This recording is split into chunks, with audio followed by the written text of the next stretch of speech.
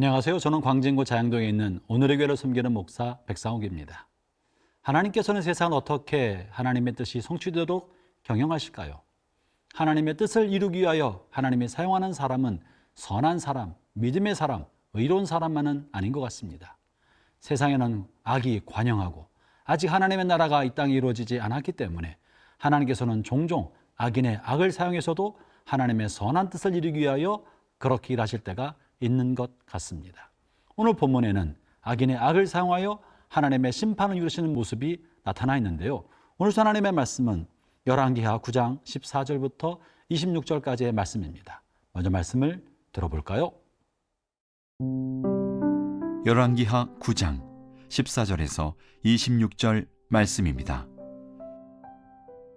이에 님시 손자 여호사밧의 아들 예후가 요람을 배반하였으니 곧 요람이 온 이스라엘과 더불어 아람의 왕 하사엘과 맞서서 길랏 라못을 지키다가 아람의 왕 하사엘과 더불어 싸울 때에 아람 사람에게 부상한 것을 치료하려 하여 이스라엘로 돌아왔던 때라.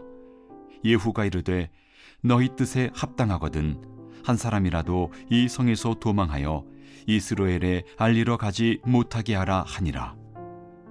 예후가 병거를 타고 이스라엘로 가니 요람 왕이 거기에 누워 있었음이라. 유다의 왕 아하시야는 요람을 보러 내려왔더라. 이스라엘 망대에 파수꾼 하나가 서 있더니 예후의 무리가 오는 것을 보고 이르되 내가 한 무리를 보나이다 하니 요람이 이르되 한 사람을 말에 태워 보내어 맞이하여 평안하냐 묻게 하라 하는지라. 한 사람이 말을 타고 가서 만나 이르되 왕의 말씀이 평안하냐 하시더이다 하매 예후가 이르되 평안이 내게 상관이 있느냐 내 뒤로 물러나라 하니라. 파수꾼이 전하여 이르되 사자가 그들에게 갔으나 돌아오지 아니하나이다 하는지라. 다시 한 사람을 말에 태워 보내었더니 그들에게 가서 이르되 왕의 말씀이 평안하냐 하시더이다 하매 예후가 이르되 평안이 내게 상관이 있느냐 내 뒤를 따르라 하더라.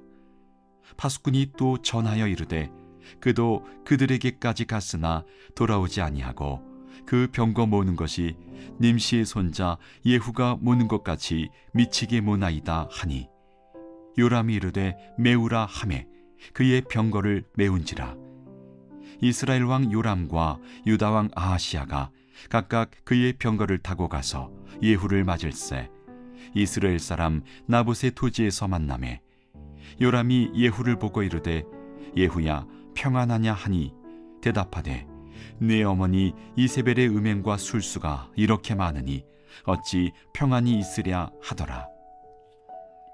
요람이 곧 손을 돌이켜 도망하며 아하시야에게 이르되 아하시하여 반역이로다 하니 예후가 힘을 다하여 활을 당겨 요람의 두 팔 사이를 쏘니 화살이 그의 염통을 꿰뚫고 나오매 그가 병거 가운데 엎드러진지라.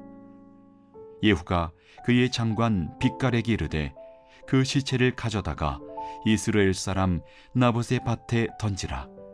내가 기억하려니와 이전에 너와 내가 함께 타거 그의 아버지 아합을 쫓았을 때에 여호와께서 이같이 그의 일을 예언하셨느니라.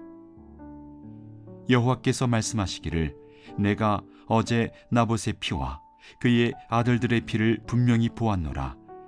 여호와께서 또 말씀하시기를 이 토지에서 네게 갚으리라 하셨으니 그런즉 여호와의 말씀대로 그의 시체를 가져다가 이 밭에 던질지니라 하는지라. 오늘 본문은 엘리사 선지자를 통해 전해진 하나님의 뜻이 아합의 집안에 어떻게 성취되는지를 보여주고 있는데 하나님께서는 군대 장관 예후를 사용하여 악한 임금 아합과 그의 집안을 심판한 일을 시작하고 계신 것입니다. 여기서 우리가 주의 깊게 생각해야 할 것은 하나님께서 예후를 선택하신 것은 예후가 의롭거나 하나님을 경외하거나 선한 사람이기 때문에 그를 선택한 것이 아니라는 사실입니다. 하나님은 예후가 악한 사람이요 야망 있는 사람이요 거친 사람이지만 그저 아합을 심판하고 그의 가문을 심판하기 위한 도구로 예후를 선택하신 것입니다. 그러므로 종종 우리가 인생을 살다 보면 회사 안에서 승진하거나 나라에서 중요한 관리가 되거나 사람들로부터 높임받는 위치에 올라가게 되었을 때 이것이 하나님이 나를 인정해 주신 표시라고 생각할 것만은 아닙니다. 내가 잘했기 때문에 높은 자리에 올라간 것만이 아닐 수 있다는 사실을 알고 언제나 겸손해야 합니다. 혹 하나님이 나에게 어떤 영향력을 주시거나 재물을 주시거나 권력을 주셨을 때 하나님의 뜻이 무엇인지, 하나님이 나를 통해 무엇을 하기를 원하시는지 겸손한 마음으로 하나님 앞에 자신을 낮추지 않으면 어쩌면 여러분도 예후처럼 악인을 심판하기 위한 악한 도구로 사용하시다가 하나님으로부터 버림받고 또 다른 심판의 대상이 될 수도 있다는 사실을 잊지 않아야 됩니다. 오늘 본문에서 하나님께서는 어떻게 예후를 통하여 악한 임금 아합의 집안을 심판하셨나요? 본문 14절과 15절에 보면 이스라엘 왕 요람이 아람 제국의 침략을 받게 되었을 때 길르앗 라못에 맞서서 아람 제국과의 치열한 전투를 벌이다가 부상을 입고 이스라엘로 후퇴합니다. 그리고 길르앗 라못에는 그의 군대들을 다 주둔시키고 계속 전쟁을 하도록 하고 있었던 것이죠. 그럴 때 길르앗 라못에 남아 있었던 군대 장관 예후를 엘리야의 젊은 제자가 찾아가서 그에게 기름을 붓고 그가 장차 이스라엘의 왕이 될 것을 예언했던 것입니다. 예후는 이 예언을 듣고 자기 안에 있던 야심이 작동하면서 주변 사람들에게 전달하기 시작합니다.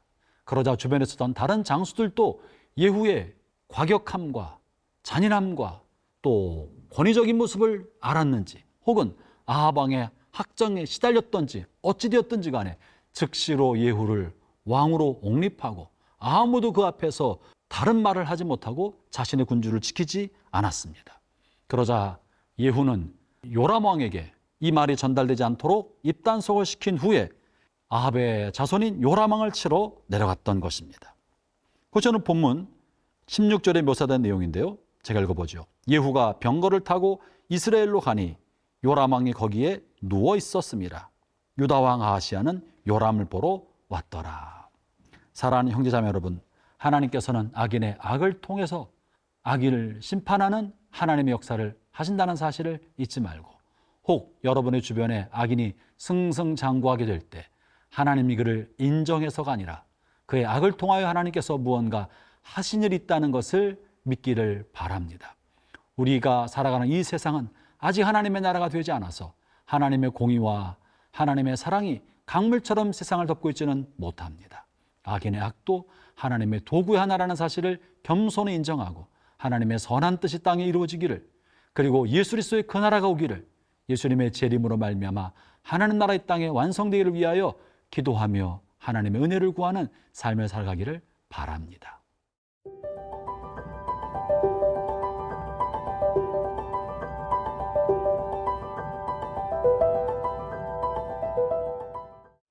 아합의 집안을 심판하시는 하나님의 섭리는 심판자 예후가 아합 왕의 가문 요람 왕을 만날 때 그 자리가 나봇의 토지라고 말합니다. 나봇의 토지가 어떤 의미를 가지고 있을까요? 아람 왕과의 전쟁 중에 부상을 입은 요람 왕은 이스라엘 궁에 와서 쉬면서 치료를 받고 있었습니다. 그때 궁으로 달려오는 군사를 보게 되었고 그것이 전쟁터에서 오는 기별이라고 여겼던 것이죠. 누군지 확인하려고 거듭거듭 사람을 보냈으나 확인할 길이 없었습니다. 자세히 보니 그 병거를 모는 모습이 예후처럼 거칠고 과격하게 모는 모습을 알게 되어서 요람 왕은 아무런 의심 없이 기꺼이 즐거이 이 예후를 맞으러 궁 밖으로 나가게 된 것입니다. 그리고 두 사람이 맞닥뜨린 것이 바로 나봇의 포도원이었던 것입니다. 나봇의 포도원은 어떤 곳입니까? 아합 왕이 이세벨과 함께 나봇으로부터 탈취한 포도원입니다. 그가 나봇의 포도원을 탐내었을 때 아합 왕과 이세벨은 나봇이 아무 잘못이 없음에도 불구하고 그가 하나님을 저주했다고 누명을 씌워서 사람들로 그를 죽이게 만들고 그의 재산과 그의 토지를 탈취했던 것입니다.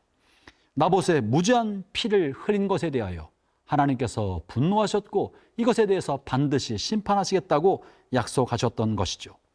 본문에서 이 아합의 아들인 요람이 나봇의 포도원에서 심판의 칼을 들고 온 예후를 만났다는 것은 이 모든 것이 하나님의 섭리 가운데 진행되고 있다는 사실을 보여주는 것입니다. 아울러 본문은 매우 중요한 이야기를 하나 하고 있는데요. 그 땅을 나봇의 토지, 나봇의 포도원이라고 성경은 기록하고 부르고 있다는 사실입니다. 사실 그 땅은 이미 오래전에 나봇에게 빼앗아서 아합이 자기의 땅으로 만들고 아합 가문의 땅으로 만들고 왕의 토지로 만든 곳이었습니다. 그럼에도 불구하고 성경은 그 땅을 아합의 토지라고 말하지 않고 나봇의 토지, 나봇의 포도원이라고 부르고 있다는 사실입니다. 이것은 하나님께서 권력을 이용해서 땅을 차지한 그것을 아합의 땅으로 만들었던 것에 대하여 하나님이 인정하고 있지 않다는 것을 말해주는데요. 21절입니다. 요람이 이르되 메우라 하매 그가 병거를 메운지라 이스라엘 왕 요람과 유다 왕 아하시아가 각각 그의 병거를 타고 가서 예후를 맞을세 이스라엘 사람 나봇의 토지에서 만나매. 25절에도 이렇게 기록합니다. 예후가 그의 장관 빗가락에 이르되 그 시체를 가져다가 이스라엘 사람 나봇의 밭에 던지라. 네가 기억하려니와 이전에 너와 내가 함께 타고 그의 아버지 아합을 쫓았을 때 여호와께서 이같이 그의 일을 예언하셨느니라. 성경은 아합의 토지라고 그것을 인정하지 않고 여전히 변함없이 그 땅은 나봇의 밭이다, 나봇의 토지라고 말하고 있다는 사실입니다. 이것은 마치 그 옛날 다윗이 자신의 신복 우리아의 아내 바세바를 취하여 자기 아내를 삼고 그를 통하여 솔로몬을 낳았고 그를 통해 다윗의 자손이 계속 계승되었지만 성경은 여전히 바세바를 다윗의 아내라고 묘사하지 않고 우리아의 아내 바세바라고 성경은 기록하고 있다는 것입니다.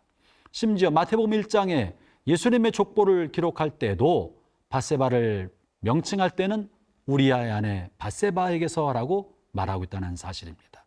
사랑하는 형제자매 여러분, 흔히 사람들은 자신의 권력을 이용하여 자신의 허물과 잘못을 감추어 두고 그것을 기록으로 남겨서 자신의 죄를 없는 것처럼 만들려는 경향을 가지고 있습니다. 그러나 하나님은 권력자의 이와 같은 야망과 욕심, 권력 위에 탈취한 행위들에 관하여 결코 용인하지 않으시고 그것을 기록에 남겨서 오고 오는 세대에 교훈이 되게 하고 반면교사가 되게 한다는 사실입니다. 사랑하는 형제자매 여러분, 하나님 앞에서 죄는 감춰질 수 없습니다. 특히 자신의 힘과 영향력을 이용해서 숨기려 할수록 하나님은 그것을 더욱더 드러내시고 심판하고 계신다는 사실을 잊지 말기를 바랍니다. 그러므로 우리가 사는 동안에 힘을 함부로 쓰면 안 됩니다. 가지고 있는 영향력을 자신을 위하여 함부로 쓰면 안 됩니다. 특히 권력자들이 힘을 함부로 쓸 때 하나님의 준엄한 심판이 있다는 사실을 결코 잊어서는 안 될 것입니다.